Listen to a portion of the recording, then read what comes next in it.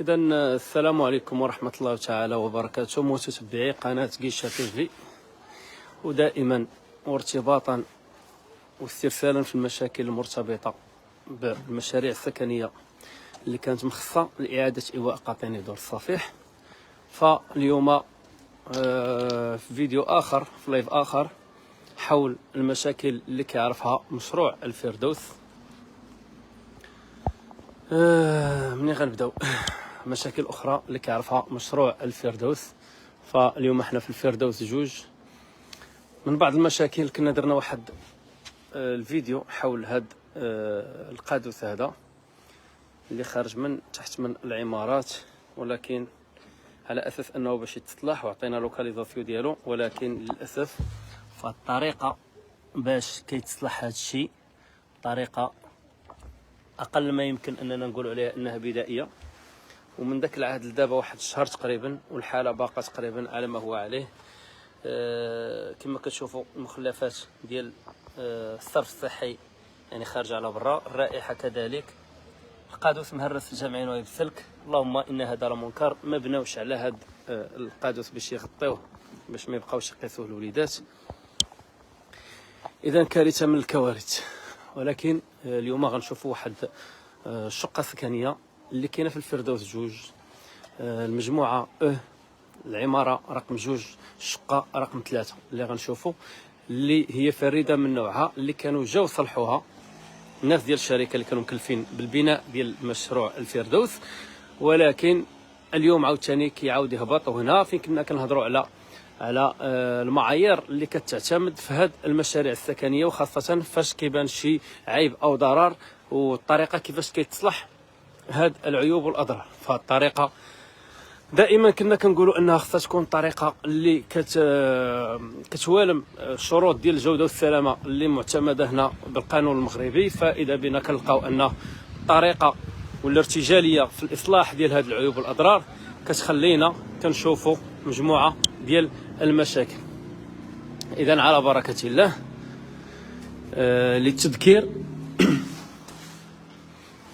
للتذكير فاحنا في الفردوس جوج، المجموعة السكنية الأو، العمارة رقم جوج، الشقة رقم 3.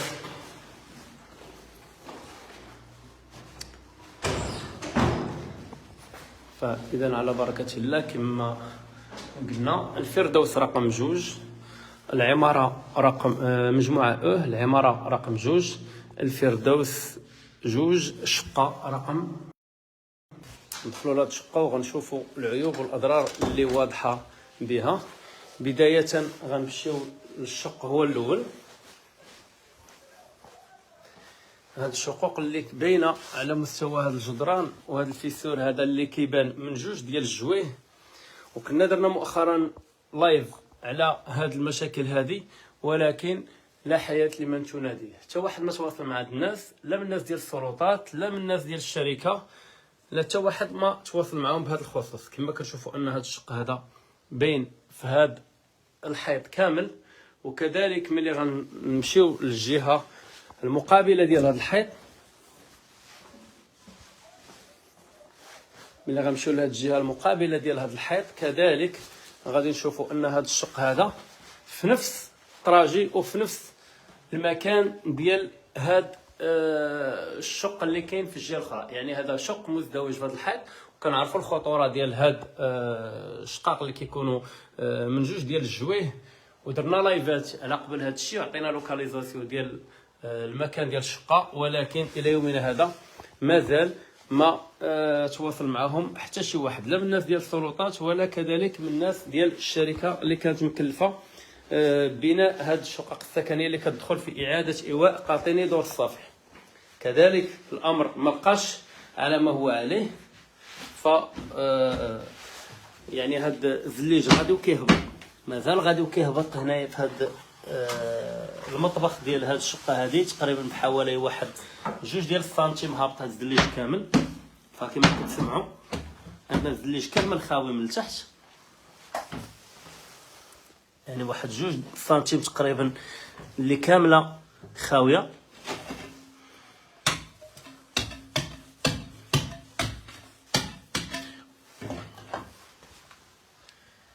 اذا كيبان في الفيديو انه راه الارضيه كامله ديال هاد المطبخ راه هابطه.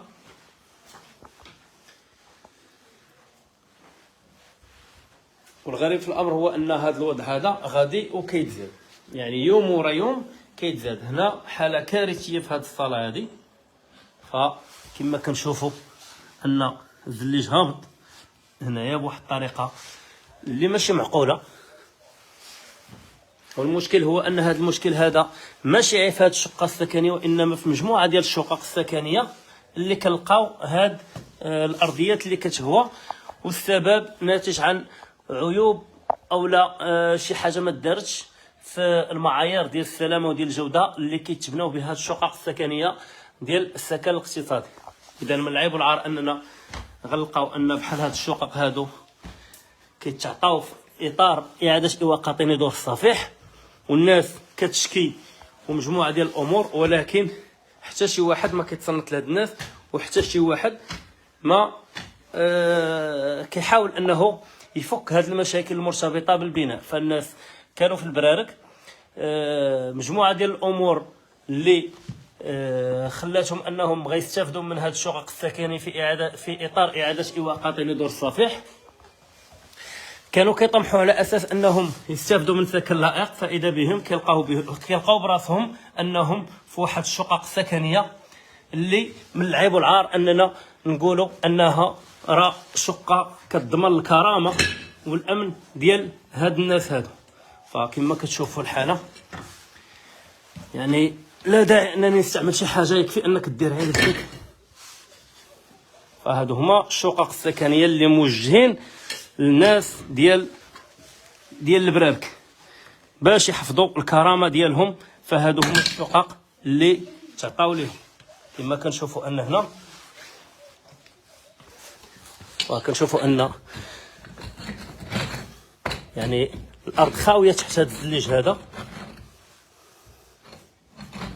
فمن العيب والعار اذا دعوتنا الناس ديال الشركه وكذلك السلطات باش تحرك باش توقف هاد المهزله هذه. فما بغيناش شي نهار نسمعوا شي كارثه لا قدر الله في هاد الفردوس جماعه السخيرات. كنتمنوا من المسؤولين، الناس اللي عطاو بيرمي دابيتين، الناس اللي كانوا حاضرين في اللجنه ديال تسليم هاد الشقق، الشركه اللي الام اللي كانت مكلفه ببناء هاد الشقق السكنيه، وكذلك الشركات اللي كانت واخده المشروع من عند هاد المقاول.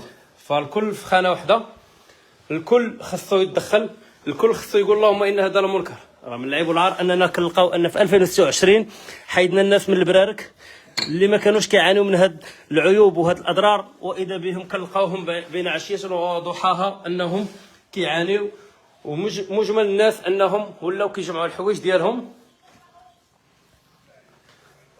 مجمل الناس لقيناهم الاغلبيه اللي كنصوروا معهم اننا كنلقاوهم جامعين الحوايج ديالهم. فمن العيب والعار انه كان في براكه كان مفرش حويجاتهم، مفرش المسائل ديالو، فاذا به كيلقى راسو في شقه ما يقدرش يفرش حتى الاساس ديال المنزل ديالو. فمن العيب والعار رسالتنا للناس ديال السلطه في مقدمتهم القائد وكذلك الباشا ديال مدينه السخيرات، عامل عملات السخيرات تماره، والي جهه الرباط سلا الرباط اليعقوبي اللي كان المشرف الاول على هاد العمليه ديال الترحيل ديال الناس خاصه من مدينه تماره الى مدينه السخيرات. فالمواكبه هنا مطلبنا هو المواكبه ديال هاد الناس، بلا ما نهضروا على المواكبه الاجتماعيه ولا المواكبات اللي الناس جاو هنا ما لقاو حتى شي حاجه، حتى شي فضاءات، حتى شي مرافق. ما غنهضروش على هذا الشيء دابا، وانما كنهضروا غير المواكبه في اصلاح هاد الاضرار اللي باينه دابا، اللي ما بغيناهاش تبقى تتكرر مرارا وتكرارا. اذا كان معكم هشام الصيابره، قناتكم قيشه تيفي. نتمناو الرساله تكون واصله واضحه، ونتمناو الناس المسؤولين انهم يتحركوا في العاجل القريب قبل ما تحدث الكارثه. السلام عليكم ورحمه الله تعالى وبركاته.